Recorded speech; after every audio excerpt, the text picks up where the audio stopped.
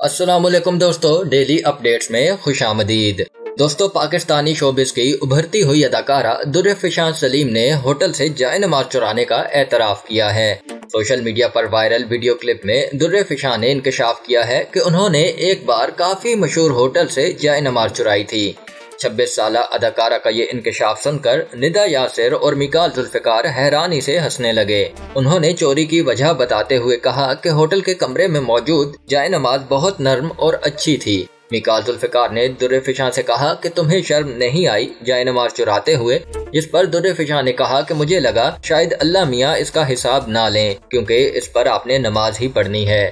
मिकाल ने अदाकारा की बात के जवाब में कहा कि जैसे लोग चप्पल चोरी करते हैं मस्जिद के बाहर से, इन्हें भी गुनाह नहीं मिलता होगा।